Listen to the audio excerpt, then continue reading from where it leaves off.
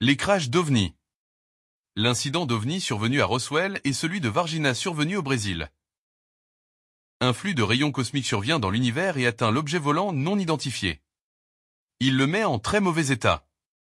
L'OVNI endommagé perd le contrôle de son envol, ce qui le ramène à ne plus poursuivre le trajet de sa destination. Il se fait involontairement crasher sur Terre. S'agissant du crash de la soucoupe volante survenue près de Roswell au Nouveau-Mexique. De nombreux témoignages ont, en effet, attesté cet accident. Cet événement a soutenu l'idée qu'un objet volant non identifié s'est crashé sur notre sol terrestre. Il est venu, d'on ne sait, quel endroit de l'univers. Il s'est vu pour des raisons d'une défaillance ou un incident survenu dans le cosmos qui l'a fait échouer sur Terre. L'incident a marqué les esprits des Américains de l'après-Deuxième Guerre mondiale. Particulièrement les habitants de Roswell. Les experts en aviation ont fait relater que le crash serait le produit d'une défaillance technique ou d'un défaut de navigation. Ils n'ont pas dit plus. L'expression populaire dit à tout malheur quelque chose de bon. L'adage proprement dit, s'est rendu explicite et confirme la fameuse question que des hommes de science et philosophes se la posent, sommes-nous vraiment seuls dans l'univers? La réponse à cette question vient par cet effet accidentel de cet ovni, qui à l'insu des victimes de ce crash confirme leur présence et en effet, nous ne sommes pas seuls. L'épave de cette soucoupe fut donc retrouvée, récupérée et dissimulée par les militaires à Roswell. Depuis cet instant, l'incident survenu à Roswell était devenu le théâtre des légendes, un fait remarquable et réel qui attire bien des esprits curieux et cherchant que cette histoire soit élucidée. Le mystère de cette histoire se connote avec la monographie qui recouvre le Nouveau-Mexique. Le mystère est cultivé par les nombreuses plaques interdisant les accès de cette région bien plus que militarisée. L'adage populaire rapporte qu'on a beau chasser le surnaturel, mais avec cet incident, il est revenu au galop. Cet incident a sans doute troublé les esprits des gens d'alors. Aussi bien les incroyants que les croyants. En un mot, la population de jadis. La presse écrite et audiovisuelle se sont étalés sur l'événement. Mais, sans pour autant pouvoir conclure une information juste et viable. L'information s'était scindée entre presse ufologue et presse de désinformation. Donc, l'information est restée mitigée. Un tir d'on ne sait d'où a atteint l'engin spatial? Le tir ressemblait à flux thermique redoutable. L'objet volant a succombé à ce tir et s'écrase sur Terre.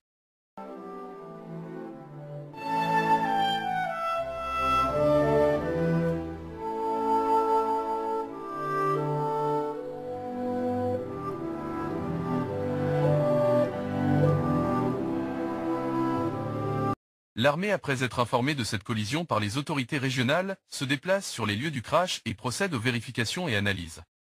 Après l'expertise substantielle, elle transporte les cadavres et l'engin spatial vers leurs quartiers respectifs et les classe comme confidentiels. L'engin semble bien amoché et brisé par certains endroits.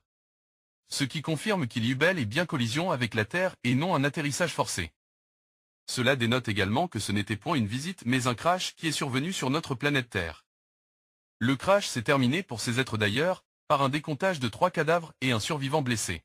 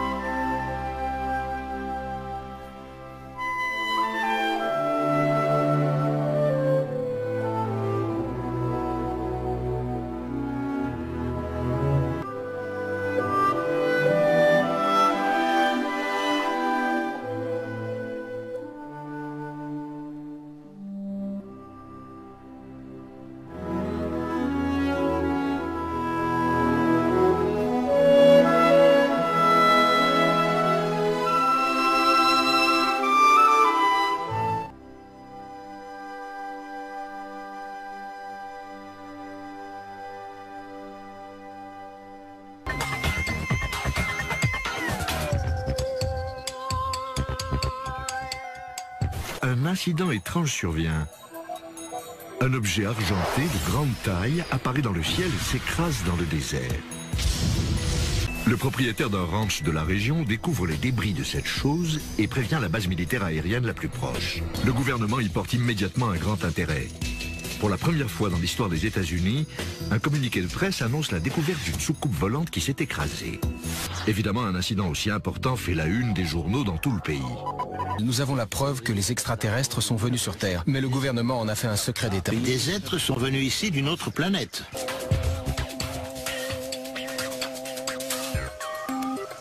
Les habitants de Roswell sont donc retournés à leurs exploitations comme si de rien n'était.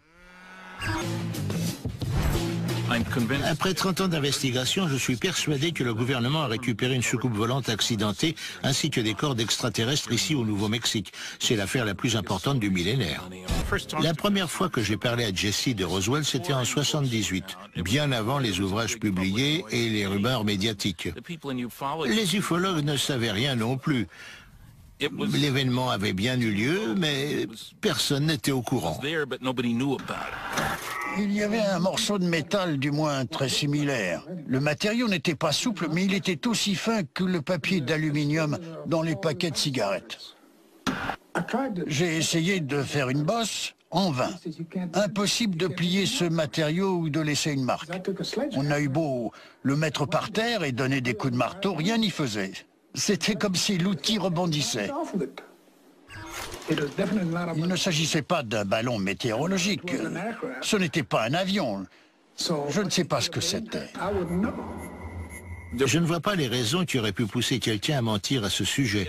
Sans compter qu'il faudrait supposer qu'un officier de renseignement, membre de l'élite de l'armée de l'air américaine, invente une histoire aussi farfelue. Cela n'a aucun sens. De nombreux témoins avec qui il a pu s'entretenir sont aujourd'hui décédés. Heureusement, ces interviews ont été enregistrées bien avant le battage publicitaire. Je ne sais pas ce que c'était. Ça ressemblait à du balsam, mais ininflammable, et impossible à entailler au couteau. On a retrouvé un morceau de matériau particulier. On pouvait le froisser, mais il reprenait toujours sa forme initiale plate, et on ne pouvait pas le plier. Quelque chose d'étrange est arrivé. La question est quoi et pourquoi à Roswell? Malheureusement, la soucoupe volante n'a pas atterri à Roswell. Elle s'est écrasée. Peut-être allait-elle sur Mercure. Quelle qu'ait été sa destination, elle ne l'a pas atteinte. Le mystère reste entier. Aucune des autres interprétations n'est plausible. Que reste-t-il? Celle d'un engin spatial extraterrestre. Ça peut paraître abracadabrant, mais c'est l'explication la plus simple. Certains fragments ressemblaient à ceux d'une poutrelle en I, et des écritures hiéroglyphiques figuraient sur la partie intérieure de la structure. Je lui ai demandé ce que c'était. Jesse Marcel et son père ont fait reconstituer ce morceau de débris d'après leurs souvenirs, afin de pouvoir montrer au monde entier ce qu'ils ont vu cette nuit-là. Sur la partie intérieure de cette petite poutrelle, on peut voir ces symboles. Celui dont je me rappelle le plus est celui-ci à la fin, parce que je retrouvais dans ce dessin géométrique des formes familières, telles qu'un phoque jonglant avec une balle. La signification de tous ces symboles m'échappe un peu. Peut-être que cela veut dire ne pas voler en apesanteur, je ne sais pas. Mon père et moi l'avons analysé pendant environ un quart d'heure, puis il m'a dit « Souviens-toi de ces dessins ». C'est dingue, parce que 60 ans plus tard, c'est toujours ancré dans mon esprit. La stratégie est simple. Admettre que c'est un ovni, puis donner une explication plus plausible, comme celle d'un ballon météorologique. C'était une désinformation planifiée. Les gens pencheront plus pour le ballon que pour l'engin interstellaire.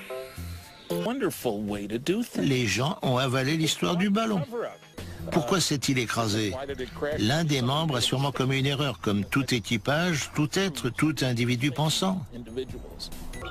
Imaginez que vous avez vraiment vu une forme de vie extraterrestre. Pourquoi attendre 30 ans pour vous manifester? C'est un scoop important. À moins qu'on vous ait menacé. Il m'a dit, vous n'avez rien vu, il n'y a jamais eu de crash ici. Je lui ai répondu, écoutez monsieur, je suis un civil, vous ne pouvez rien contre moi.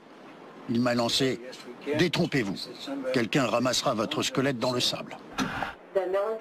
La police militaire est venue nous dire que si George ou moi parlions de cet incident à qui que ce soit, il pourrait nous arriver quelque chose, ainsi qu'à notre famille.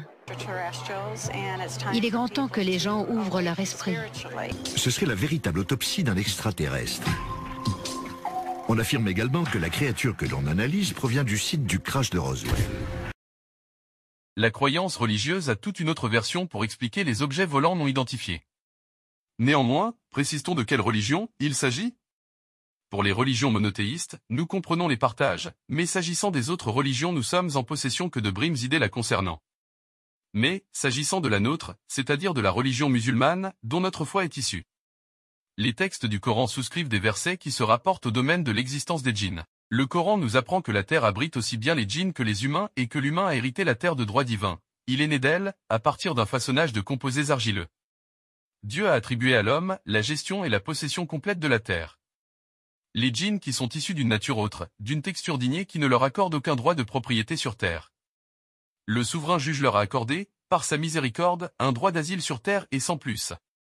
Ils n'ont aucun droit à la possession. Ils bénéficient d'un statut de réfugiés qui leur accorde le droit à résider sur terre, en mer profonde et dans les airs y compris l'ionosphère. Ils sont donc assignés à résider sur terre. Ils résident en permanence mais dehors de la visibilité humaine. Bien plus haut ou plus bas des critères nanométriques de la vue humaine. Par contre les critères de visibilité des djinns peuvent percevoir les êtres humains. Cependant Dieu nous a mis en garde contre le shaitan, qui lui voue à l'homme une animosité sans pareille. Il est notre ennemi. Le Coran nous apprend qu'il est viscéralement notre ennemi. Cette cohabitation est une épreuve pour nous. Elle permet de montrer qui parmi nous succombe aux désirs et volontés du shaitan et qui lui résisterait. Cet avis de résistance s'adresse aussi bien aux djinns qu'êtres humains. L'homme est le principal averti parce qu'il est le régent sur terre. Les djinns sont obligés à désobéir au shaitan sinon ils seront appelés à le rejoindre en enfer. Iblis est condamné à vivre en sursis sur terre et il sait qu'il est destiné à rejoindre le monde perpétuel de l'enfer, à la fin du cycle de vie terrestre. Donc, ce lugubre personnage est une entité maléfique, très hostile et d'une animosité sans pareille. Dieu nous dit, il est votre ennemi, alors considérez-le comme tel, votre ennemi. Les djinns sont les progénitures de Shaitan et leur fréquentation n'est pas souhaitable. Sachant même qu'il y aurait parmi eux des croyants et des non-croyants. Le mieux pour l'homme, c'est de ne pas aller à leur rencontre.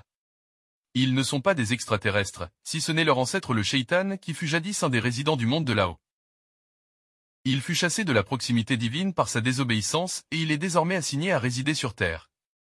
C'est un espace très exigu, pour un être qui aurait dû vivre dans les grands espaces des cieux. Le Shaitan se déplace avec promptitude, avec une célérité qui frise la vitesse du sang. D'ailleurs ce n'est pas en ces termes que les médecins abordent la question de la vitesse du sang. Mais comme Dieu a comparu la vitesse du shaitan à celle de la circulation sanguine, autrement dit ce serait parlé en termes de débit. La vitesse de circulation dans les gros vaisseaux est très variable. En voici 3 valeurs distinctes, en portion initiale c'est-à-dire proche de l'aorte est de 0,7 ml par seconde.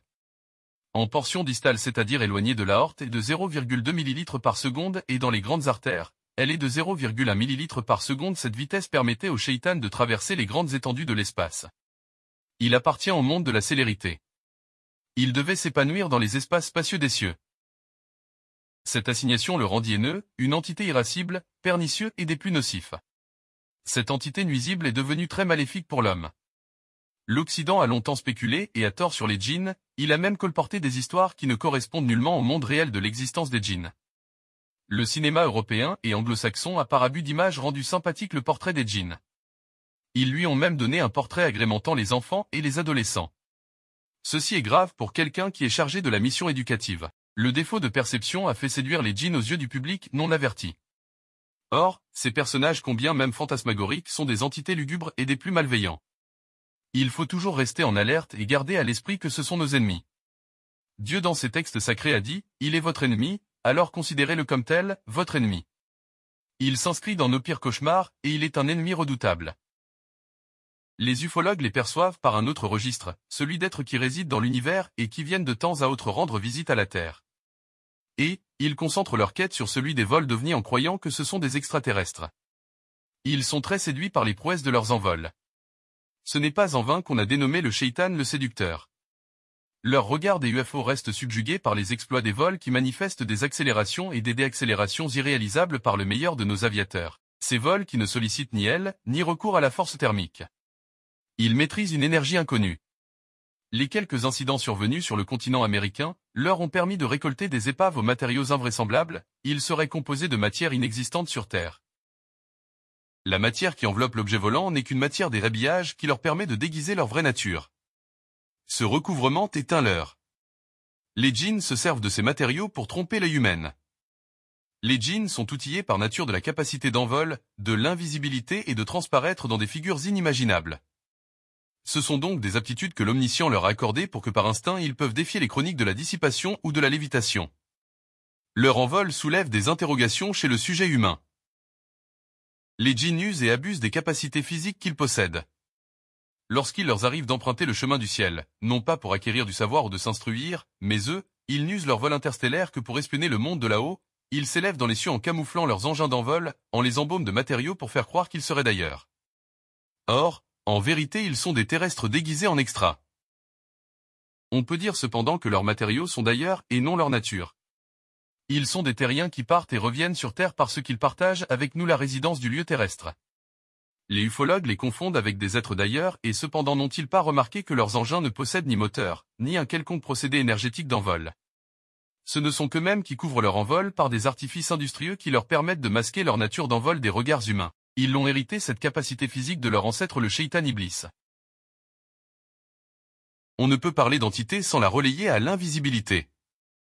En général, on définit l'invisibilité, lorsque la chose ou l'objet désigné fait état d'un métamorphisme accéléré. La chose désignée passe alors du mode de l'observation visuelle au mode de la disparition visuelle. C'est ce que l'on appelle l'invisibilité. En géologie, le processus du métamorphisme est interminable. Il se compte en millions d'années. Mais en biologie animale, elle est courte. En faune marine et en faune terrestre, les caractéristiques de la biologie animale se font muter chez certaines espèces visiblement à l'œil nu. Mais, lorsqu'on évoque les entités parallèles qui seraient probablement des êtres d'une autre nature, la mutation est non seulement spontanée mais très appuyée par une célérité inimaginable.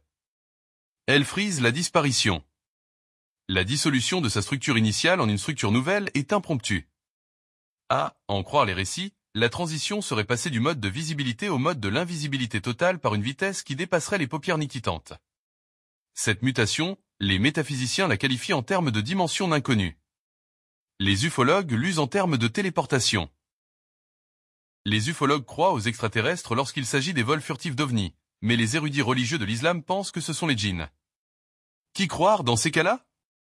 La thèse des ovnis nous renvoie à l'affaire de Roswell. Mais, le crash de l'objet volant non identifié de Varginha au Brésil penche plutôt vers la présence des manifestations des djinns. L'armée dénie quelle que soit la thèse. L'extrait du court-métrage sur l'affaire de Roswell fut présenté un peu plus haut, mais, s'agissant celui de Varginha au Brésil, est plutôt favorable à la thèse des djinns. Nous diffusons l'extrait documentaire maintenant.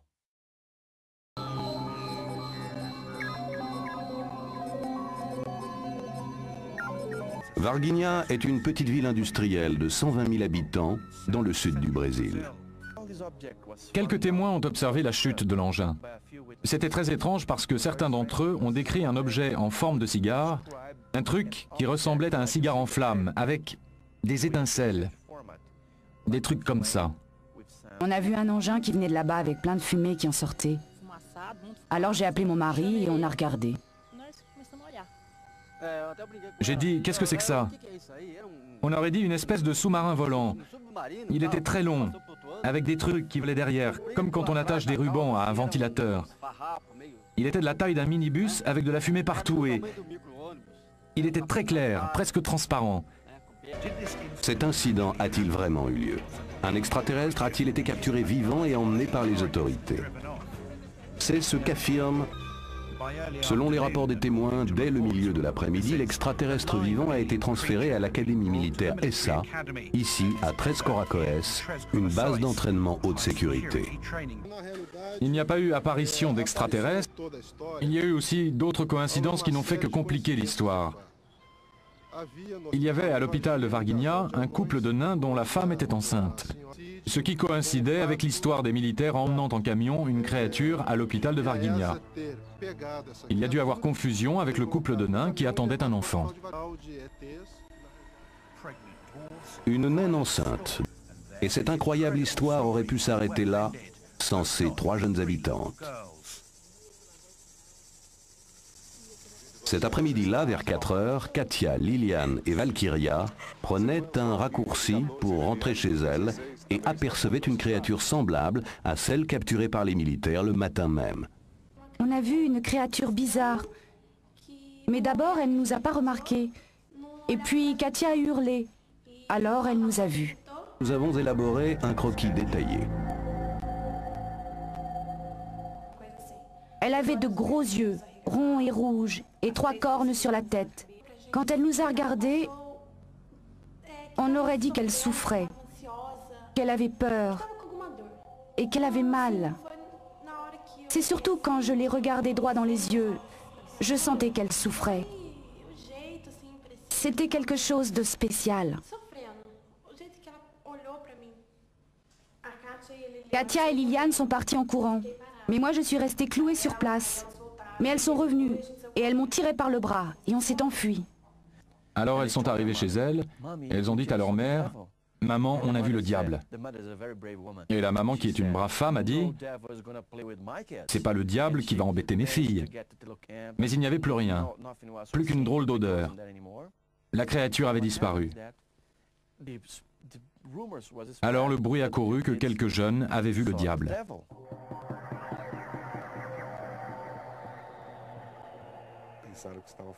Elles ont eu très peur et ont cru avoir affaire au diable en personne. Elles se sont enfuies et sont arrivées chez elles, mortes de peur.